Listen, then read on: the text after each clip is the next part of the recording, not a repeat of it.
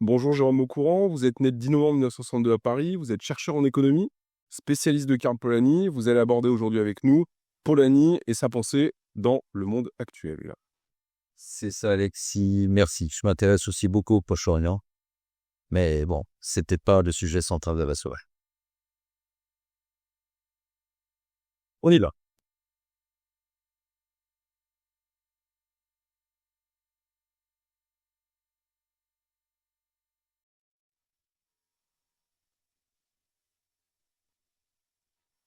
C'est un vrai débat anthropologique. On en a un peu discuté tout à l'heure. En effet, Polanyi a écrit un texte qui s'appelle, Considération sur la société d'opulence.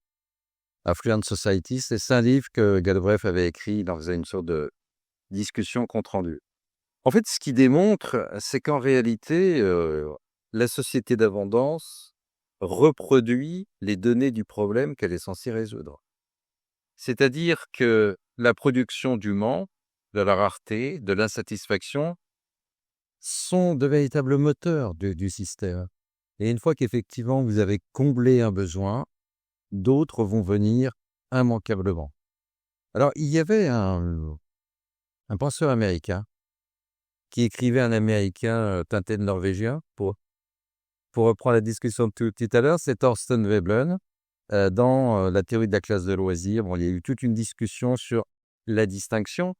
Et c'est vrai, si vous voulez, la distinction dans les sociétés ont toujours existé. Elle marque la hiérarchie. Ça, il n'y a pas de difficulté là-dessus. Mais ce qui est intéressant dans le capitalisme, ce qui le distingue des autres, c'est qu'il produit des distinctions sans cesse nouvelles. Et ce n'est pas un spécialiste de la mode que je vais apprendre ça. C'est effectivement très glissant, en fait, la question de la distinction dans le régime, hein.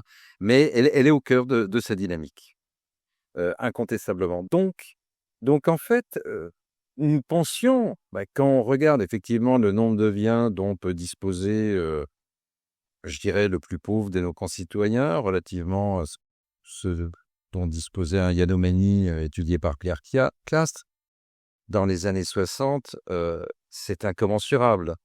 Et pourtant, le pauvre peut être malheureux. Et donc, c'est ça qu'il faut quand même prendre en compte dans la société dite d'opulence en réalité. Je dirais, pour finir là-dessus, qu'il faut absolument distinguer la rareté de la finitude.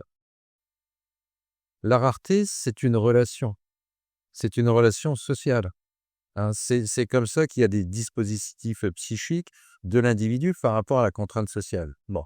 La finitude, ça nous est donné par l'objectivité des choses. Ça ne dépend pas de nos désirs, des conventions sociales, c'est autre chose. Et évidemment, si on confond rareté et finitude, on peut penser que nous sommes dans une société d'opulence. Mais nous savons bien, au fond de nous-mêmes, que ce n'est pas vrai. Le manque, la rareté, c'est ce qui quotidiennement fait travailler les gens. Donc je pense que là, il y a une faille dans la pensée libérale que voit très bien Polanyi, et pour une raison assez simple d'ailleurs, c'est que, comme Marx, il pensait qu'Aristote était un géant de la pensée. Voilà. Alors, je peux développer, mais il y a d'autres questions, donc je vais m'arrêter là. Donc, moi, ça m'en fait poser d'autres. Polanyi est un aristotélicien, si on peut dire ça aussi.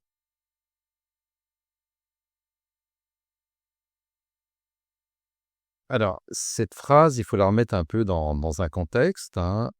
C'est celui de ce qu'on appelait la contre-révolution conservatrice. Peut-être une révolution conservatrice à sa façon, tout dépend du point de vue, de la fin des années 70. Je ne sais pas, est-ce qu'elle a dit ça dans les années 80? Bon, alors, ça revient quand même à des choses assez techniques. C'est-à-dire, il n'y a pas d'alternative à la libération du compte de capital. Ça veut dire les flux de capitaux doivent être libres. Il n'y a pas d'alternative au fond à l'équilibre budgétaire. Il n'y a pas d'alternative à la fixation concurrentielle du prix du travail, etc., etc. C'est-à-dire que si on sort de ce qui avait été énoncé en 78 comme le consensus de Washington, en réalité, on va tomber sur des effets pervers, hein, qui vont être producteurs d'inflation, de chômage, de désordre. Et donc, en fait, si on veut y échapper, quelque part, il n'y a pas d'alternative. Donc, alors, on peut rajouter à ça la maîtrise de la masse monétaire et tutti quanti. vraiment toute l'architecture de la pensée du FMI à la fin des années 70, qui a d'ailleurs, lequel FMI a quand même bien évolué par la suite. Voilà. Au fond, pourquoi Thatcher me dit ça? Elle a devant elle la crise de la social-démocratie britannique, hein. Effectivement, un décrochage de l'économie britannique, une inflation structurelle. Beaucoup de pays d'ailleurs commencent à connaître ce genre de difficultés et aussi, il faut le dire aussi, un laminage du taux de profit. Ah, ça, c'est fondamental. Et donc, effectivement, si on veut ranimer la croissance d'un point de vue capitaliste, ce sont des méthodes qui peuvent avoir une certaine efficacité. Donc, il faut répondre à cela, que effectivement, ce qu'on appelle la mondialisation, hein. Libérer le compte de capital, c'est la mondialisation. Liquider le protectionnisme, c'est la mondialisation. Donc, effectivement, on peut penser que dans le cadre du capitalisme mondialisé, la mondialisation elle-même étant une réponse à la crise des capitalismes nationaux, alors il n'y a pas d'alternative. Le problème, si vous voulez, il est épistémologique, je pense qu'il est très profond à voir. C'est que c'était une disciple de Friedrich von Hayek, hein, qui avait une vision parfaitement évolutionniste. C'est-à-dire que ce monsieur pensait que l'évolution culturelle sélectionnait les meilleurs systèmes sociaux. Le problème quand même qu'il faut dire, et ça c'est ennuyeux pour l'affaire d'Hayek, c'est que la social-démocratie est un produit de la sélection culturelle. C'est-à-dire que quand on regarde bien quand même le niveau de redistribution qu'il y a dans les années 1850 en Grande-Bretagne et dans les années 1950, quelque part c'est une autre société et on peut très bien dire qu'effectivement les formes institutionnelles, le poids de l'État dans l'économie et tout simplement la recherche du fittest, comme on dit dans l'évolutionnisme, c'est-à-dire les institutions les plus adaptées en fait au bon fonctionnement du système. Donc finalement, quand Thatcher veut détruire l'État-providence, ce qu'elle oublie quand même un peu, c'est que cet État-providence lui-même, c'était la sanction d'une évolution, une grande évolution culturelle du système. Donc là, il y a déjà quand même quelque chose d'un peu bizarre. Et puis je terminerai, c'est peut-être encore plus radical comme argument. Si vraiment on est évolutionniste, pourquoi faire la politique? Parce qu'après tout, si l'évolution culturelle, économique, sociale nous donne le meilleur des mondes, bon, après tout, si c'est le meilleur des dinosaures qui doit surgir une fois les chocs de la biosphère encaissés, pourquoi faire de la politique? Et il y avait je l'écris ça, enfin, récemment dans un texte à propos de mon ami, l'économiste médiéviste marxiste Guy Bois. L'énorme difficulté, c'est la suivante dans le marxisme. Le marxisme aussi, traditionnellement, était un évolutionnisme. D'ailleurs, la phrase célèbre de la social-démocratie allemande réformiste, c'est « le mouvement est tout et le but n'est rien ». Donc, laissons-nous guider, grignotons quelques avantages dans la lutte des classes et le socialisme viendra immanquablement. Mais les libéraux raisonnent un peu de la même façon. Et donc, on a là une aporie de ce système. Ce que je veux dire, c'est que ma critique du TINA, elle est liée en fait à une aporie épistémologique en fait du libéralisme évolutionniste dont elle se réclamait. Il peut y avoir d'autres formes de libéralisme, mais on peut raisonner comme ça.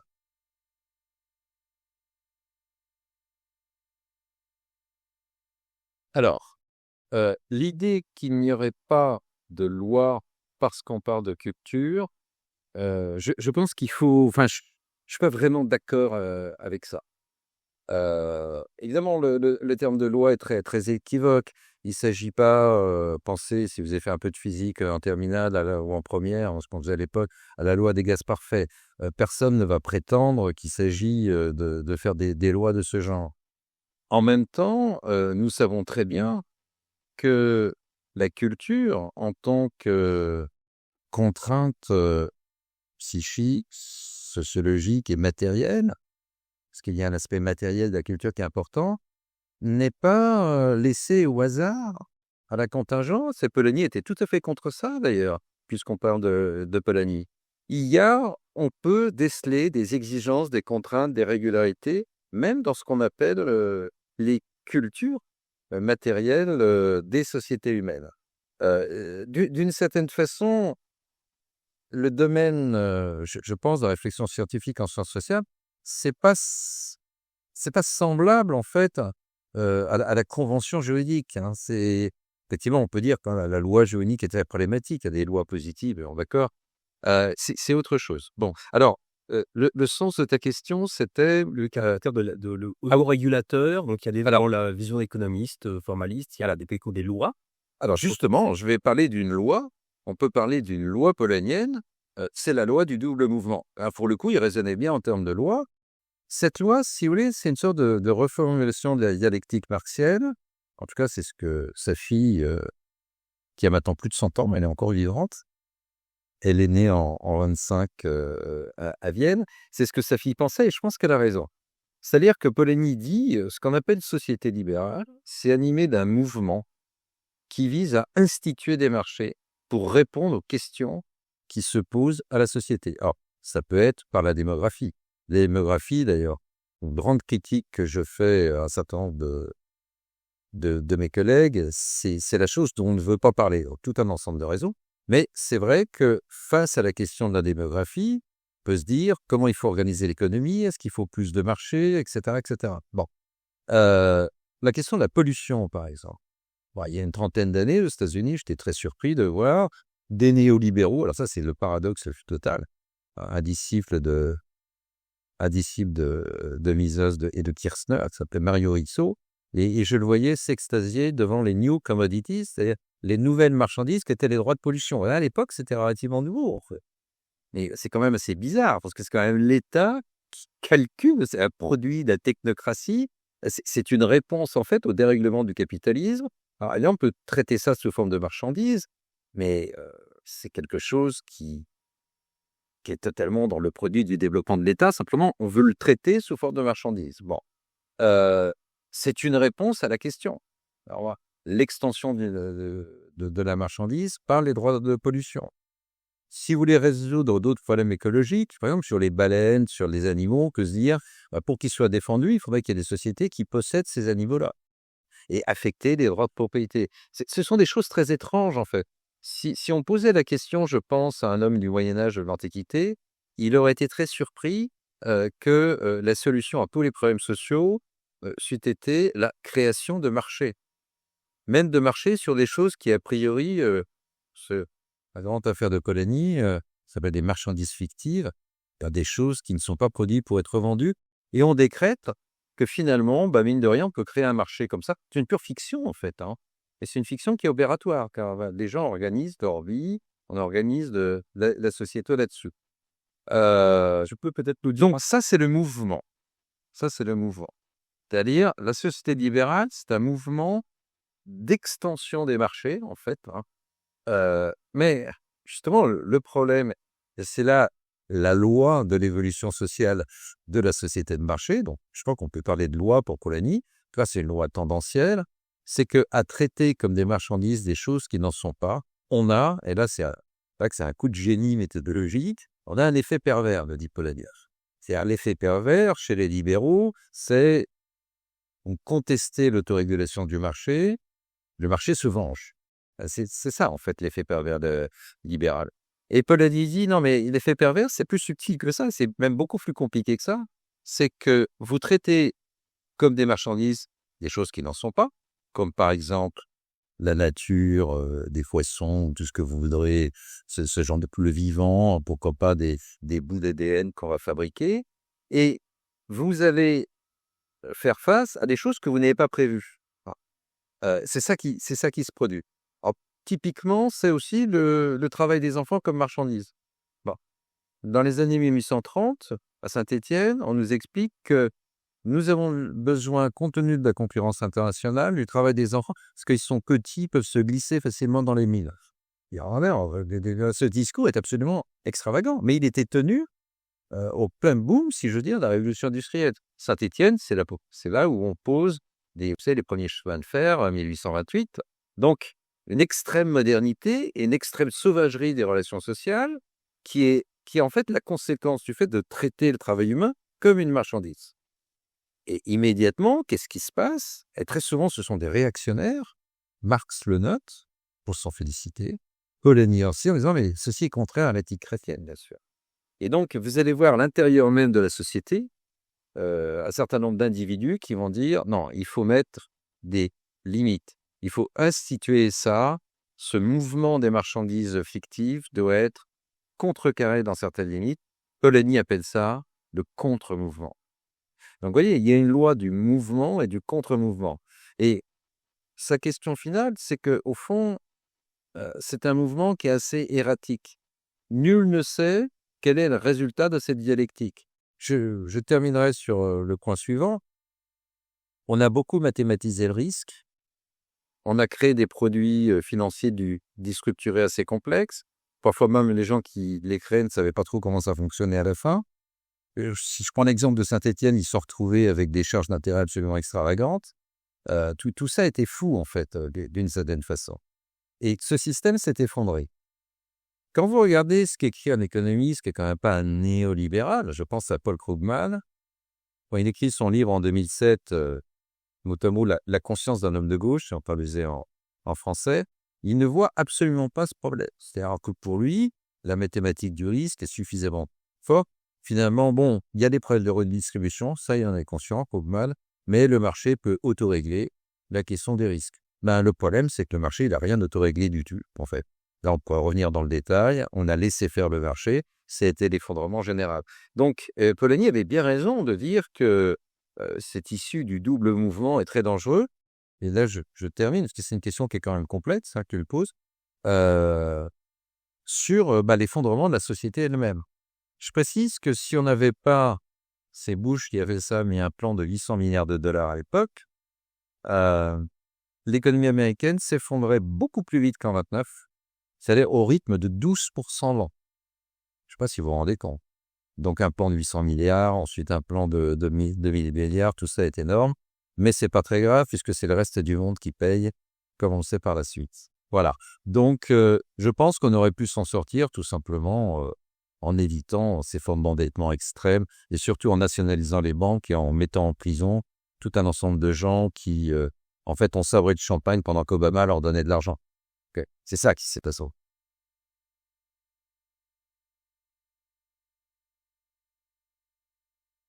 Oui, alors c'est vrai que j'ai un peu anticipé l'affaire.